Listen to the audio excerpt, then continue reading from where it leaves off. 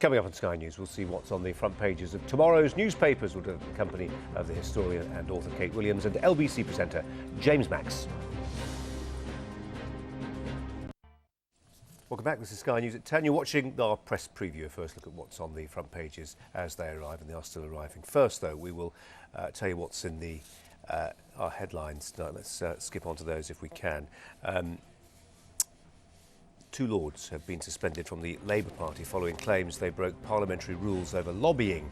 A third peer, Lord Laird, pictured there, has resigned from the Ulster Unionist Party after allegations in the Sunday Times.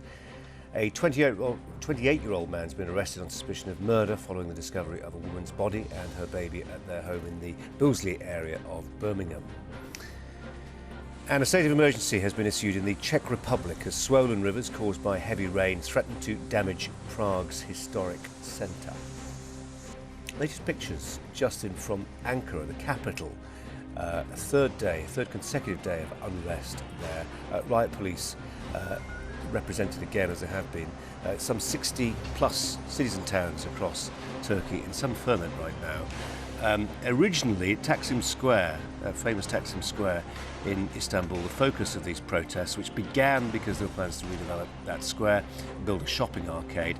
They have mutated the protest to something rather more substantial and broad-fronted against the government of Prime Minister Erdogan, who some of these secular nationalists accuse of creeping Islamisation. Well, the tear gas and the water cannons are out, not just in Istanbul, but Ankara and many other cities and towns across Turkey tonight.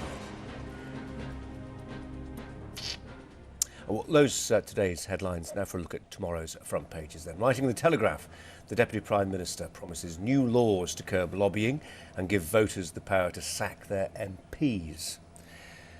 The Guardian says all the main political parties are bracing themselves for more allegations when the BBC's Panorama programme is broadcast on Thursday. The Mail reports on a drug that doctors claim could halve the risk of women dying from the most common kind of breast cancer if it's taken for 10 years. The Express says the Work and Pensions Secretary plans to change the rules on welfare so new migrants cannot receive benefits until they have paid into the system for up to a year. So we're joined by the historian and author Kate Williams and the LBC presenter James Max. We haven't got a lot for you at the moment. They'll keep on coming in. I think there's been a delay to the papers arriving on account of the Brazil-England match, which was finished all square, but it's probably put back their printing schedule a little bit. What should we start with? Let's, I think, start with the Telegraph. We have to start with the discussion about sleaze. Clegg pledges law to sweep out sleaze of Parliament. It does strike me as absolutely bizarre. First of all, David Cameron said back in 2010, this was the next big scandal, and he did nothing about it. The whole scandal of lobbyists and how they work. So why has it taken them 3 years to do nothing? Now we see revelations. This further mires Parliament, parliamentarians, politicians into, if you can get even lower after the expenses scandal, after the various other scandals that we've had, they are. This is quite appalling. In addition to that, he said, oh, now you can sack your MP. Well, why weren't we able to do this before? And indeed, we're now dealing with a situation in the House of Lords. No one's reformed the House of Lords since Tony Blair allowed it to be become a sort of parachuting zone for whoever donated the most money to any political party or whoever was the face of the century. Let's parachute them into the House of Lords. This is an absolute mess. Politicians need to act fast. They're not acting fast enough. They need to sort out what MPs are paid. They need to sort out what MPs can do in addition to their existing jobs. When you say they need to sort out what MPs are paid, do we pay them enough? Is that part of the problem here? We're talking of having a raise. I mean, only a week or so ago there was a discussion that they should all receive a raise because the expenses, they could no longer have extra money. So they were one of the few, in fact, the only people in the entirety of the United Kingdom who are about to get a raise this month because the rest of us are not. Do you think, though, that the whole expenses thing could be removed if you paid them more, took out the expenses thing and just said, this is what you get paid. If you live outside London, it's going to cost you less to live there, so therefore you can use some of your money to get in. And if you live inside London, then you have to travel less, and therefore it all balances out. Well, James, I think you'd like to hope so, but when we actually looked at the expenses scandal, the younger MPs who'd only just been there for very long, they had the smallest claims. It was the ones who'd been there for a long time that had the bigger claims. So I think that the idea is that it's not about salary or who could afford it and who couldn't. It was about who felt they wanted to. It's an old-fashioned idea, guys, isn't it? But actually, by comparison with our European counterparts, our MPs are actually quite badly paid. They are quite badly paid, but also, why the heck have we got leaders of local councils being paid way more than the Prime Minister? The whole thing is out of kilter. We need a good shake-out from top to bottom. There's too much money being wasted on people who are completely useless. We can't get rid of these people. They're not accountable. And Clegg saying this is pathetic grab on the headlines. Well, this idea it's too little, too late. Before we... Sorry, Kate. Well, I was going to say, the idea of sacking your MP, it's really very minor. You can only force a by-election if you've got a petition, and they already have had to have broken rules already, so we can't... They already have had to do and it doesn't deal with the House of Lords. We've got the House of Lords filled with people who have been prosecuted for this, jailed for that. Why the hell are they still there, you know, claiming our money? They should be booted out, the lot of them. Before we leave the Telegraph front page, arguably a story which may stand the test of time rather more even than lobbying is this one. It's just down the sidebar position there from James Kirkup, the Telegraph's deputy political editor, saying that Labour may axe winter fuel payments for richer pensioners, so means testing potentially. I mean, this has been a nettle which no mainstream parties really wanted to grasp yet. Maybe Labour will. Well, this is the main problem here is that, number one, winter fuel payments were brought in quite recently because we all saw the pensioners who were struggling. They needed the extra 50p for one bar.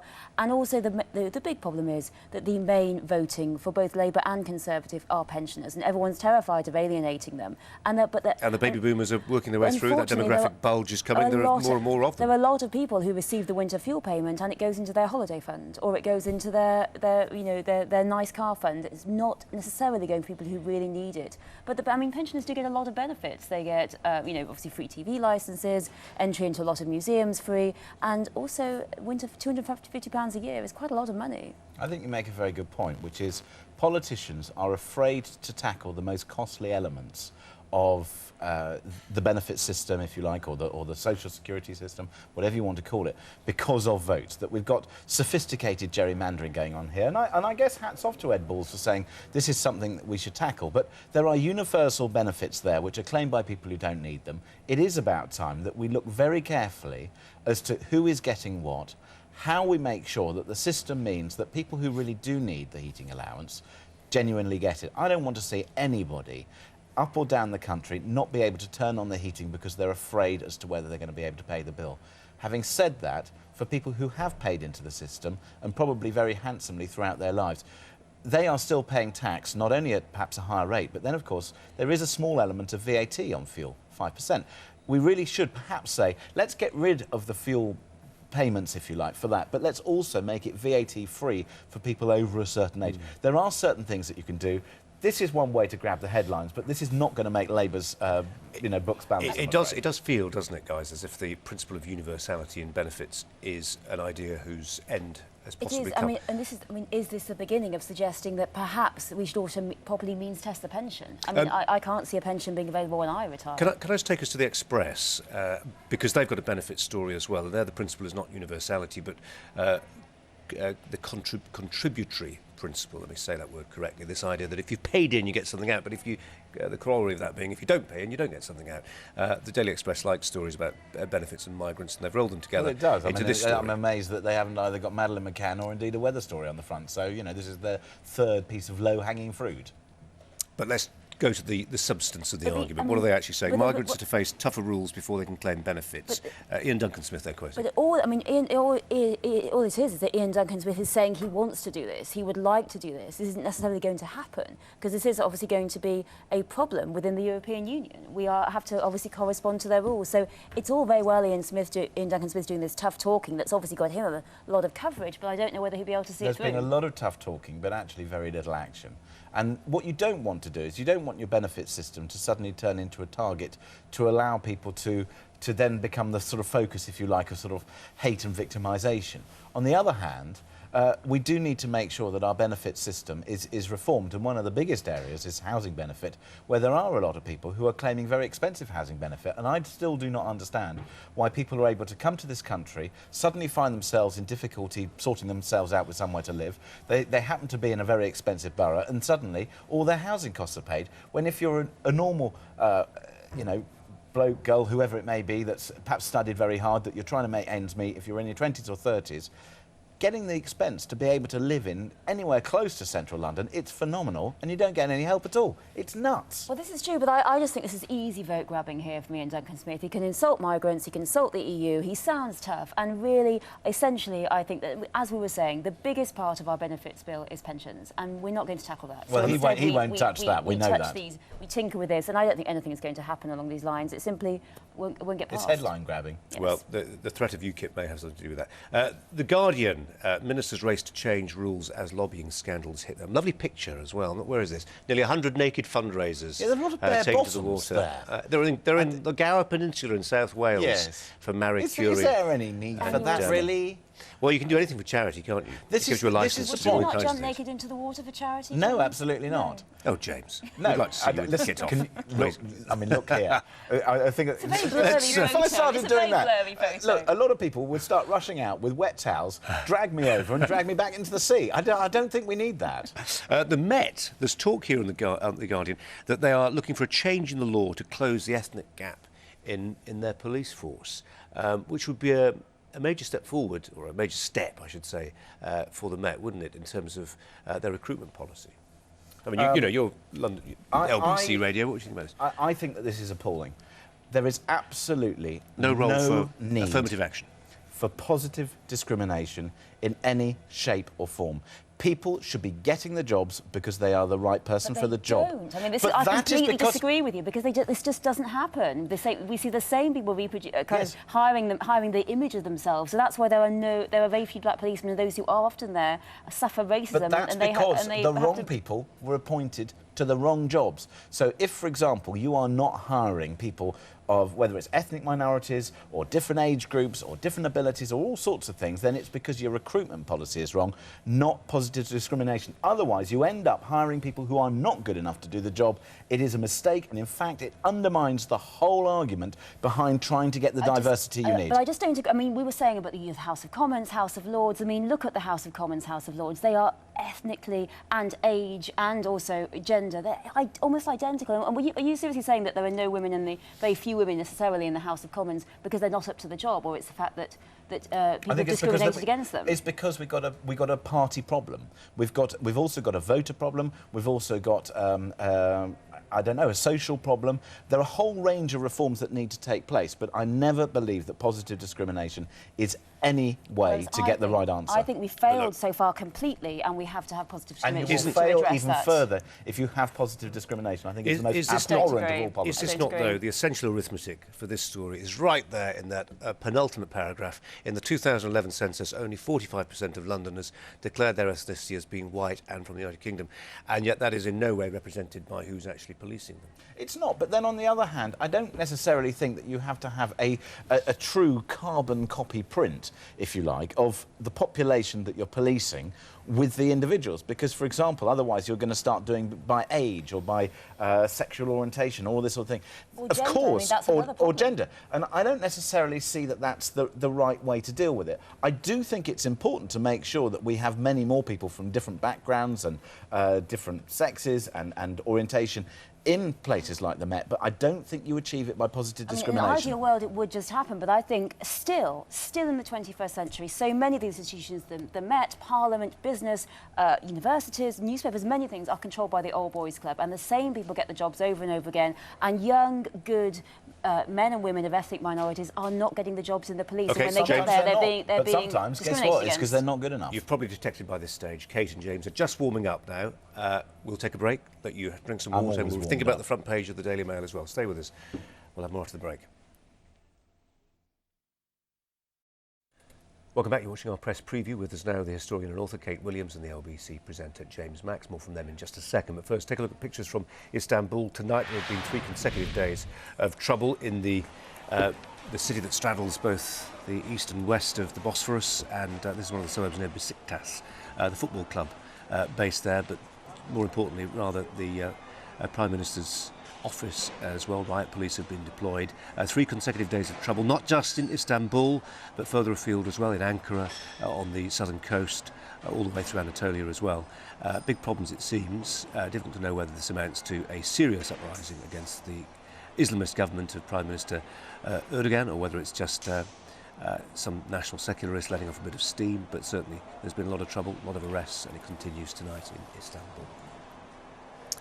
Don't forget to, we'll have a look at tomorrow's front pages and what's inside tomorrow's papers in our press preview at 11:30, not just this one as well. So this is our first bite at the cherry. And we're going to start with the Daily Mail, or restart, I should say, if I can restart my computer with the Daily Mail. Let me pull it up. There you go. Drug can halve risk of breast cancer returning. It's tamoxifen. We use it already, and the advice seems to be use it for longer.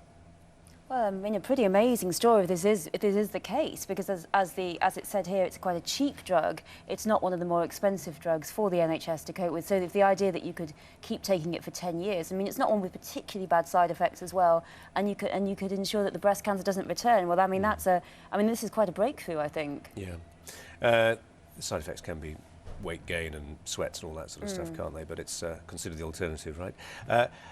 The Times appears face expulsion in move to end sleaze. It's more on lobbying. But interestingly on the side there, the sidebar stories are rather more interesting than the splash stories today. The Inland Revenue might be looking at a crackdown on unpaid internships. I've got a feeling, James, that you have a strong view on internships. I think internships actually are a great way to start. For the middle classes to start their careers. Well, it's not for just the middle class. I think it's for anybody. How do poor kids spend a year unpaid in central London? Nick Clegg's alma mater, his school, the Westminster School, auctioned off marvellous internships. I think there was one with Mary Portas, there was one at Vogue, and these were going at thousands and thousands of pounds. Because, I mean, I did internships myself in my youth, and they relied on the fact that my parents could give me the money for the I got £2.50 a day from the most generous of them. The rest of them paid me nothing, and they relied on the fact that better than you're getting here, Kate. I know. It's better. Well, hang on, I where's the spent bag of all crisps? on the tube, and that relied on the fact that my parents could But pay it the depends rent. how long an internship is. If, for example, But we're for 2 talking, weeks, I know. rent in London is extortionate for a poor family. It is, and I agree with that. And I think that there should be, for example, for big firms, they should have some kind of fund or ability to say, look, if you need it, then to make sure that anybody can get access. Because I think internships are probably the most important aspect. It's almost as important to go and do an internship and hate what you do so that you then go off and do something else. So that, for example, if you're being pushed into either your school or parents, try this, and then you go and you hate it, then at least you can make the right decision. Can I just elaborate on this story? Because I think if you know more, you might be interested. It will take us in a slightly different direction. This is an increasingly aggressive Inland Revenue, it seems. They're sort of cracking down on all kinds of stuff at the moment, and many people will applaud that, of course. And what they seem to be doing, nine companies forced to pay out almost £200,000 to interns who are required to work without payment. The firms, including the retail giant, I shan't name it because our lawyers haven't seen it, were fined for breaching minimum wage legislation. So it's interesting. Yes, and this is the thing. Internships, the majority of them, in an ideal world, they'd be work experience, and you'd be made the CEO, and you'd be taught what to do. But in most times, the most internships, you are doing an actual paid person's job, and you are doing the menial jobs. And that's where the scandal happens. We should not transfer, if you like, and get confused between an internship, which is work experience, and as you say, a couple of weeks where you're doing this and you're doing extraordinary things, to just stacking shelves or do something else. That's what the majority of them are, and they are. And I mean, they are that benefiting is a disgrace. And also, I mean, we've seen Tony Blair's office was also advertising these similar internships. I mean, there are many people caught by a similar scandal, and yes, they say it's in fashion and various areas where they can't afford to pay. The TV and the media industry is also pretty guilty of this, and many industries. I mean, the majority of industries are doing it. And this is the point. I mean, certainly when I had a real job working for an investment bank, we did internships. We made sure they were paid.